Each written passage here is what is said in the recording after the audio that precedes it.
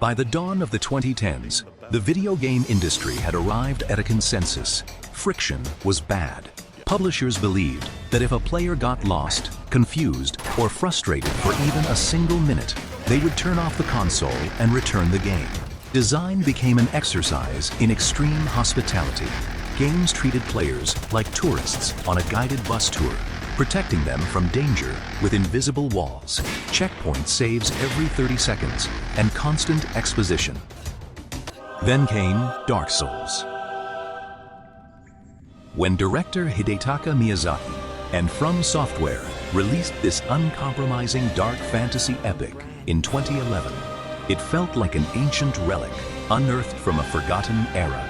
It didn't have a minimap. It didn't have difficulty settings. It didn't pause when you opened your inventory, and it punished failure by actively stripping away your hard-earned progress. But Dark Souls wasn't a masterpiece simply because it was brutally difficult.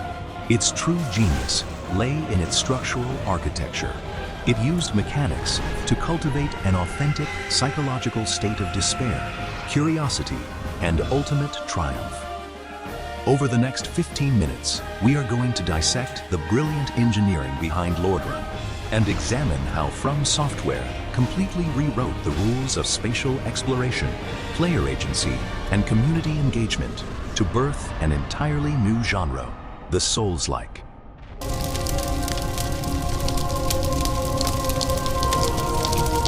To understand how Dark Souls alters your perception of a virtual world, we have to talk about its level design. Most open-world games are laid out horizontally, like a massive sheet of paper. You ride across a flat plane from point A to point B. Miyazaki completely rejected this horizontal framework, opting instead to build Lordran like a giant, vertically stacked architectural puzzle. Lordran is a masterclass in geometrical interconnectivity. There is almost no conventional fast travel for the first half of the game.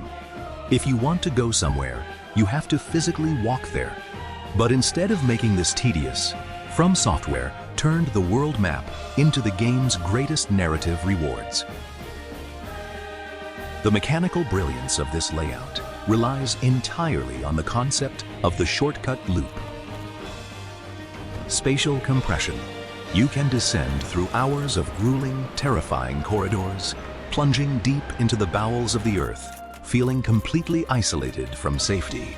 Then, you open a heavy iron door or step onto a rusty elevator, and the game suddenly dumps you right back out into a familiar sanctuary you visited hours ago.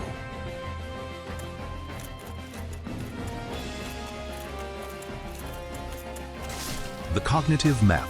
Because there is no minimap or compass, your brain is forced to build a highly intimate, three-dimensional cognitive map of the world. You learn to navigate by architectural landmarks, distant silhouettes, and vertical positioning.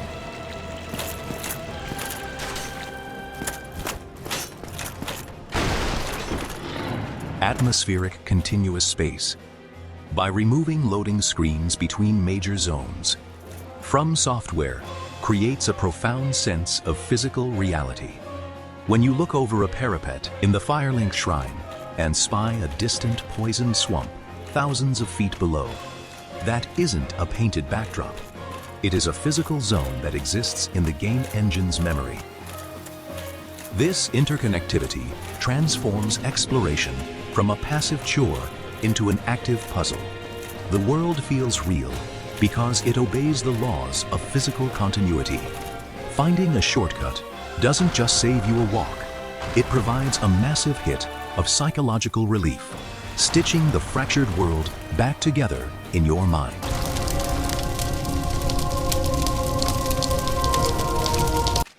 While your mind is busy navigating the geography of the world, your fingers are engaged in a brutal system of tactical combat. In a standard action game, combat is about speed and reflex. You mash attack buttons, animation cancel out of danger, and constantly adjust on the fly. Dark Souls completely slows down the pace of action, transforming every fight into a high-stakes economy of physical risk and animation commitment. This combat engine is dictated entirely by 3 interlocking systems. The stamina constraint. Every single physical action you perform, whether it's swinging a weapon, blocking a blow with a shield, sprinting, or rolling, costs a specific amount of stamina. If your stamina bar empties completely, your character becomes sluggish, unable to run or dodge, and a single incoming hit will shatter your guard, leaving you completely defenseless. Combat becomes an exercise in breathing room and pacing.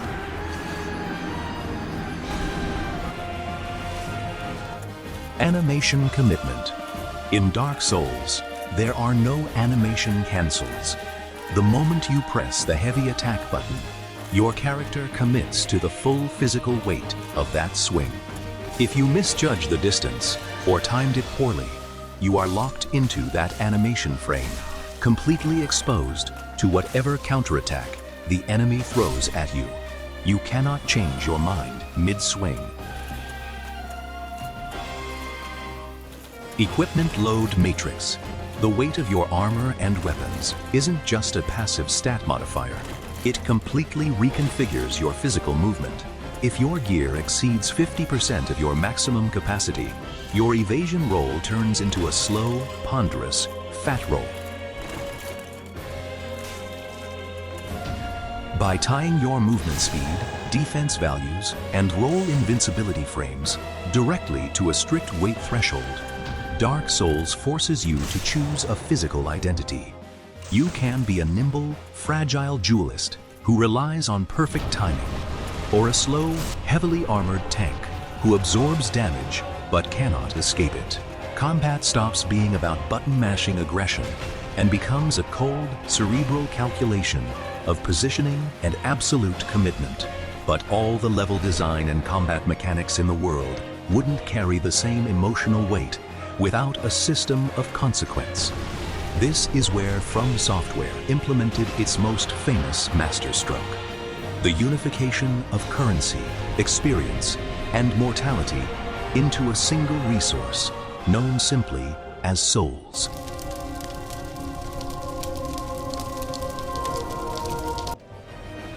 In traditional RPGs, your level progress is permanent. You kill a monster, you get experience points, and those points are permanently locked to your character sheet. Dark Souls completely subverts this safety net by merging your money and your experience points into one fragile wallet. The unified resource. You use souls to level up your character attributes, buy weapons from merchants, and upgrade your armor. This means every soul you carry represents both your past accomplishments and your future potential.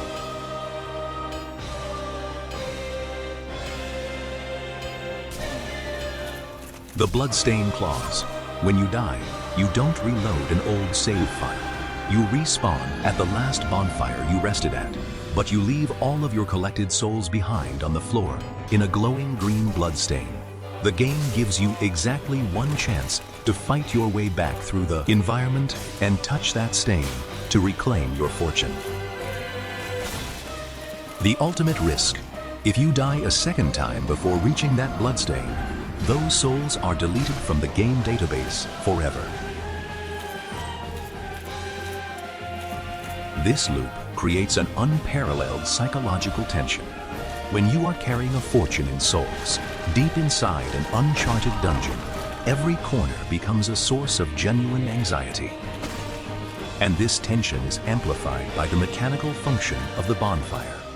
The bonfire is your checkpoint, your leveling station, and your sanctuary. But resting at a bonfire comes with a massive catch. The moment you sit down to heal your body and refill your Estus flasks, the engine instantly respawns every standard enemy in the entire world. You can never truly clear a level. Progress is a grueling game of inches, where safety is always a compromise, and survival must be earned every single time you step away from the flame.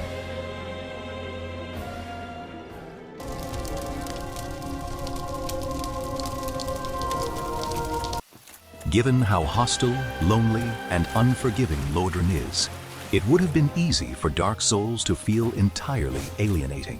But FromSoftware prevented this by engineering one of the most innovative, avant-garde multiplayer systems in computing history. They built a system of asynchronous communication that turned a solitary nightmare into a shared global journey.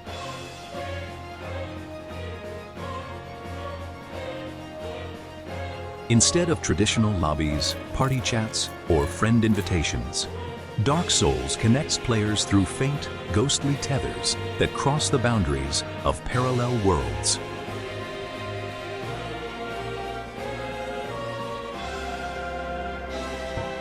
Orange Guidance Soapstones.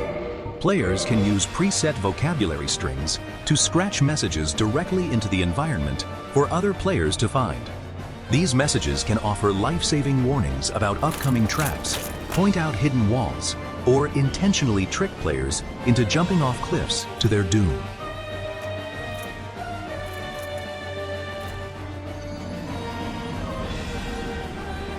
Ghosts and bloodstains. As you wander through Lordran, the game engine constantly pulls data packets from other players active on the servers.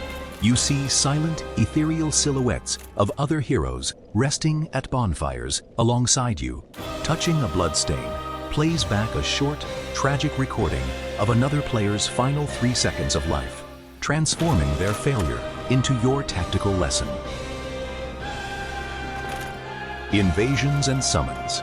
If you choose to reverse your hollowing and become human, you unlock the ability to summon online allies to help you fight bosses.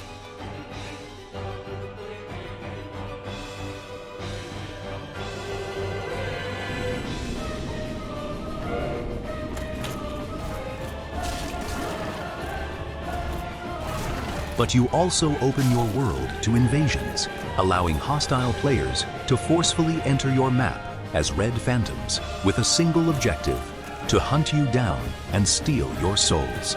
This online design is mechanically brilliant because it mirrors the themes of the game's lore. You are an isolated undead in a decaying universe, but you are not entirely alone. The community is bound together not by voice chat, but by shared suffering, mutual assistance, and silent, anonymous connections scrawled in glowing ink across cold stone walls.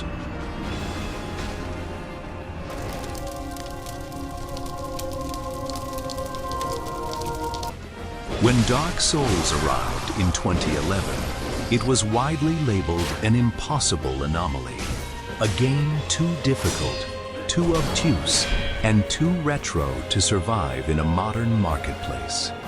But history proved that FromSoftware didn't misjudge the audience. The rest of the industry did. By treating the player not as a coddled consumer, but as an incapable agent of willpower, FromSoftware didn't just build a cult classic. They laid down the architecture for an entire subgenre that completely revitalized modern game design. Lordran taught an entire generation of developers that players are willing to get lost if the world is worth discovering. They are willing to fail if the lesson is fair, and they are willing to brave the deepest, darkest, most terrifying dungeons imaginable. If you give them a system of tight mechanics, a brilliant world to decipher, and a small, flickering bonfire to return to when the weight of the dark becomes too heavy to bear. Thanks for watching. If you want to continue exploring the deep, hidden engineering behind the masterpieces that define our interactive history, make sure to hit that subscribe button. Let me know your absolute favorite boss fight or your most devastating loss in Lordran in the comments down below. And I will see you next time, right beside the fire.